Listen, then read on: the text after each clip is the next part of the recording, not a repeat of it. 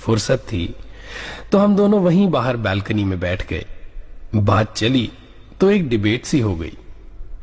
उसका कहना था कि आज हम सभी को चेंज यानी बदलाव की जरूरत है, हमारे लाइफस्टाइल, ईटिंग हैबिट्स, यहां तक कि हमारी सोच को भी।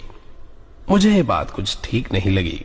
मैंने कहा नहीं यार, चेंज की नहीं बल्कि जरूरत है एक्सेप्टेंस यानी चीजों को कबूल करने की। बस फिर क्या था, चाय की प्यालियां बह गई पर बहस थमने का नाम ही न ले, और आखिर में गुत्थी इतनी उलझ जाने के बाद भी विवेक शहर के उस प्यारे से उदाहरण ने उसे यूं ही सुलझा दिया।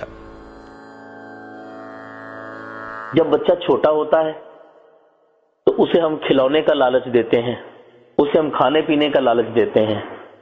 उसके बाद फिर वो बड़ा होता है। जब वो बड़ा होता है तो फिर असलियत का सामना करता है। जैसे दास अक्सर ये मिसाल दिया करता है कि बच्चा जब शाम को घर आता था तो पिता उसको कहता था, बेटा ये दूध का गिलास पी ले, मैं तुझे 1 रुपया दूंगा।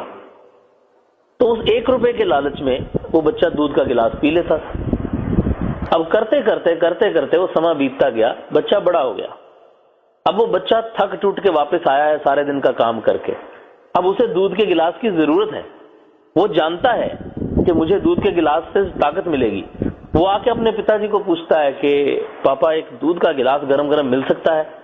पिता ने उसकी आंखों में देखा और कहने लगा, बेटा दूध का गिलास तो मिल सकता है पर शायद आज वो 1 रुपया नहीं है मेरे पास तुझे देने के लिए। तो बच्चा हंसने लग गया, कहता है पापा अब तो मैं बड़ा हो गया हूँ, अब तो मुझे समझ में आ गई है कि दरअसल वो 1 रुपया इंपॉर्टेंट नहीं था, वो दूध का गिलास इंपॉर्टेंट था जो आप मुझे 1 रुपए के बहाने पिला दिया करते थे। तो आज मुझे 1 रुपया नहीं चाहिए बल्कि मेरे से 10 रुपए ले लो पर मेरे को दूध का गिलास दे दो। जिस दिन वो चेंज ओवर आ जाता है उस दिन हमारा मकसद पूरा होता है। हमारे साथ भी ऐसा होता है।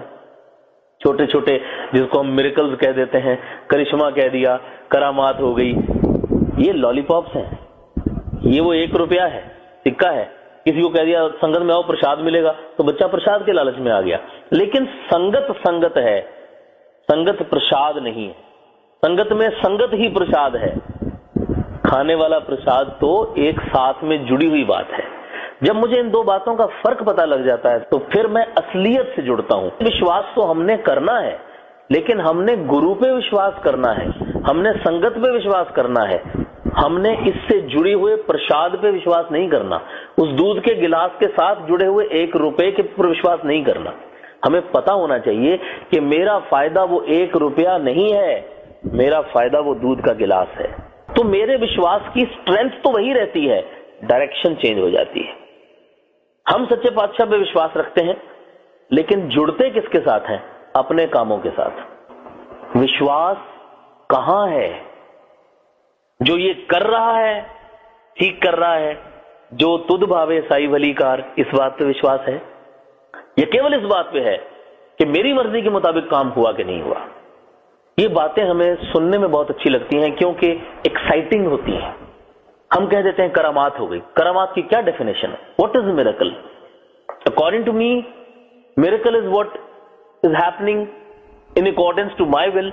जो मैं सोचता हूं, जो मुझे चाहिए वो हो जाता है तो मिरेकल हो गया। क्या ये नहीं हो सकता कि जो तू कर रहा है वो मिरेकल है?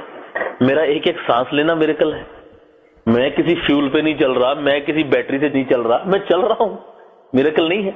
दुनिया में सब कुछ हो रहा है, ये मिरेकल नहीं है? तेरी मर्जी में हो रहा है। साथ संगत, ये हमने और आपने बनाए हुए डेफिनेशंस हैं, हमारे दिए हुए शब्द हैं। किसी चीज को मिरेकल कह दिया, किसी चीज को मिसहैपनिंग कह दिया। दुनिया में ना कोई मिरेकल है ना कोई मिसहैपनिंग है। जो कुछ हो रहा है तेरे भाणे में हो रहा है, तेरी रजा में हो रहा है। मैं अपने घर से निकलता हूं और मैं लेट हूं, मुझे कहीं रिकॉर्डिंग पे पहुंचना है, कहीं शूटिंग पे पहुंचना है, किसी जगह पहुंचना है और मैं लेट हूं। मुझे मालूम है कि भैया मैं यहां से जाऊंगा, जाके फटाफट वहां से ऑटो पकड़ूंगा या टैक्सी जो भी मिलेगा पकड़ के मैं फटाफट निकल जाऊंगा। मैं घर से पैदल अपनी गली से निकल रहा हूं और मैं अरदास कर रहा हूं कि बाबा जी बस कृपा करो, आज रास्ते में कोई मुझे रोक ना ले, बस मैं जल्दी में हूं। अब मुझे अगर कोई नहीं रोकता है तो मैं कहता हूं बाबा जी ने मेरी अरदास सुन ली। मैं वहां से गली के मोड़ पे पहुंचता हूं, सामने से 2 महापुरुष आ रहे हैं, कोई पंजाब से आए हैं और मैं यहां से मुड़ा हूं। सामने से ओ महाराज धनंकार, वाह जी वाह, विवेक जी कमाल हो गया, करामात हो गई। मिरेकल हो गया। क्या मिरेकल हो गया? हम पंजाब से सोच के आए थे अगर जाते विवेक जी के दर्शन हो जाए ना तो कमाल हो जाए, सच्चे पातशाह कृपा करना। उनका मिरेकल हो गया, मेरी मिस हैपनिंग हो गई। मैं तो लेट हो रहा हूं, मुझे तो उनका मिरेकल अच्छा नहीं लगेगा अगर मैं रजा में नहीं हूं। मुझे वो अच्छा लगेगा जो मेरा मन वांछित होगा, जो मेरा दिल चाह रहा होगा, जो मेरी कन्वीनियंस होगी, वो मुझे अच्छी लगेगी। अच्छा जी ठीक है, महापुरुष है, क्या कर सकता आदमी? नानकार वाह जी वाह, बड़ी बख्शिश महाराज। बस वो मैं महाराज बख्शिश थोड़ा जल्दी मान नहीं, हमने 2 मिनट लेने आपके। और मेरे को सामने दिखाई दे रहा है एक ही ऑटो खड़ा है, कुछ बात कर रहे हैं। उनका मिरेकल है, मेरी मिस हैपनिंग है। वो खड़ा ऑटो निकल जाएगा, मैं लेट हो रहा हूं, निकल जाएगा, मेरा ध्यान उधर है, उनका ध्यान मेरी तरफ है। अब वो बेचारे बड़े प्यार से बात कर रहे हैं, अपनी बात करते करते करते करते, ठीक है महाराज आप जी जल्दी में, आप जी जाओ। ये धनंकार और उधर ऑटो में एक आदमी बैठा और मैंने कहा ओ हो गया काम। अब वहां और कोई ऑटो नहीं है, ये महापुरुष चले गए, विवेक जी पहुंच गए ऑटो वाले स्टेशन पे। अब खड़े हैं, क्या चल रहा होगा अंदर, क्या चल रहा होगा? अरे अच्छा वाला ऑटो खड़ा था, मेरे को मिल जाना था, मैं चला जाता, मैं पहुंच जाता, मैं लेट हो गया हूं, ये वो बीच में आ गए बाजू। अब वो महापुरुष गुरसिख नू जद गुरसिख मिलदा वेख के चाह चढ़ जाते ने। कहां चाह चढ़ा, मेरी मर्जी के मुताबिक तो हुआ ही नहीं। अभी मेरी तो मिस हैपनिंग हो गई, लेकिन अचानक क्या होता है फिर कहानी में ट्विस्ट। एक आदमी वहां से भागा भागा आता है, भाई साहब पता है आपको क्या हुआ? बोला क्या हुआ? यहां भी एक ऑटो खड़ा था ना, उस ऑटो का आगे एक्सीडेंट हो गया। मेरे लिए फिर मिरेकल हो गया, सच्चे पातशाह तूने मेरे को बचा लिया। क्या जिंदगी जी रहा हूं, 2 मिनट में मिस हैपनिंग, 2 मिनट में मिरेकल, 2 मिनट में फिर मिस हैपनिंग। ये जिंदगी गुरसिख की जिंदगी नहीं है। अगर वो ऑटो का एक्सीडेंट नहीं होता तो मेरे लिए मिस हैपनिंग थी। अब आगे जाके ऑटो उलट गया तो अगर महापुरुष नहीं मिलते, भाई साहब मैं उस ऑटो में बैठा होता, मैं उलटता उस ऑटो में। बाबा जी देखो कैसे बचाया अपने महापुरुषों को भेज के। बाबा जी का रूप थे, 2 मिनट पहले मेरे को लग रहे थे कहां से आ गए, जिन्होंने मेरा टाइम वेस्ट कर दिया। आज मेरे को बाबा जी का रूप लग रहे हैं। मेरी बनाई डेफिनेशन होगी कि कब तू बाबा जी का रूप है और कब तू मेरे ऊपर बर्डन है। नहीं साथ संगत, ये डेफिनेशन नहीं चलेगी, ये मेरी कमजोरियां हैं। जिस दिन मेरे बनाए प्लान में व्यवधान था उस दिन भी मुझे वो बाबा जी का रूप लगते तो मेरा विश्वास ठीक था। फिर ऑटो उलटता या नहीं उलटता, फिर मैं लेट हुआ कि नहीं हुआ, इममटेरियल है। मेरी जिंदगी की प्रॉब्लम ये है कि मैं हर अमावस को पूनम में तब्दील करना चाहता हूं, जबकि परमात्मा ने अमावस भी बनाई है, पूनम भी बनाई है। मुझे एक्सेप्टेंस की जरूरत है, चेंज की जरूरत नहीं है। इसीलिए उन्होंने जो मध्य मार्ग की बात कही, रोज संगतों में हम ये बात कहते हैं, उस्तत निंदा दो त्यागो खोजो पद निर्वाणा। उस्तत कहते हैं प्रशंसा को, निंदा कहते हैं बुराई को। ये तो हमने सुना कि जी निंदा नहीं करनी चाहिए, जी बाबा जी ने मना किया है निंदा, वहां लिखा उस्तत भी नहीं करनी चाहिए। क्या मतलब है उसका? उस्तत निंदा दो त्यागो क्यों लिखना पड़ा?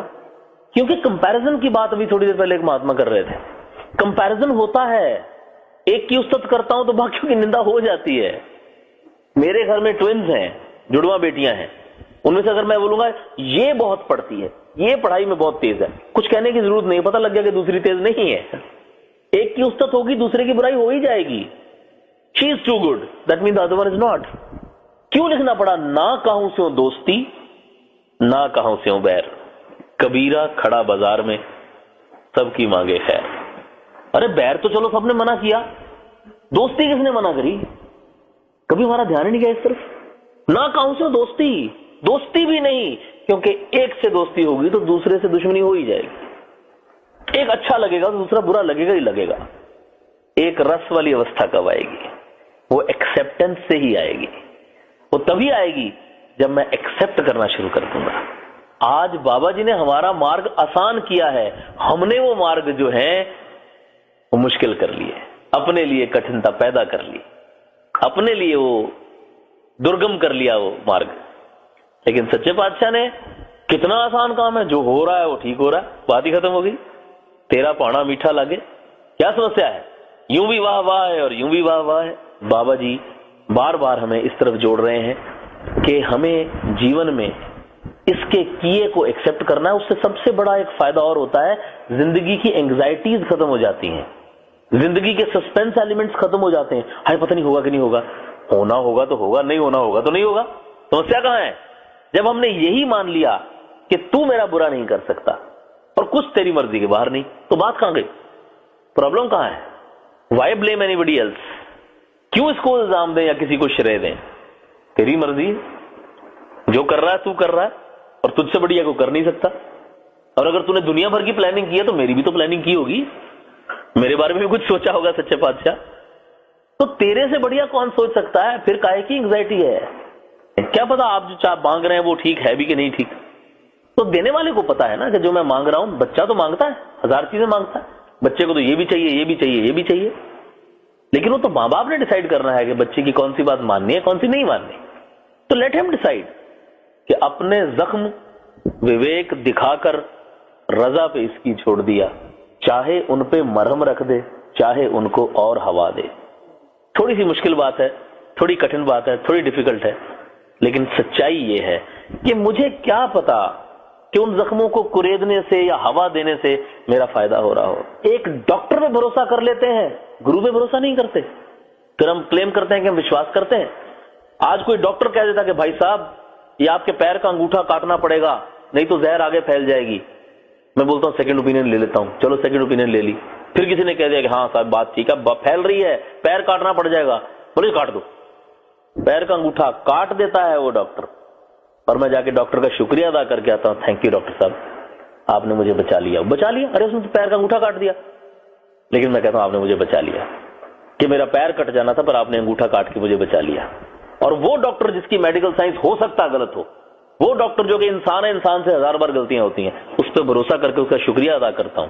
और उस अंगूठे का नखून भी मेरा टूट जाता है तो बाबा जी से गिला करता हूं कि मैं तो संगत पे रोज जाता हूं, फिर मेरे अंगूठे का नखून क्यों टूट गया। तो उस दिन भूल जाता हूं कि सच्चे पातशाह क्या पता इसकी बजाय क्या होना था जो तूने इतने में काट दिया। ये जहर पता नहीं कहां फैलना था।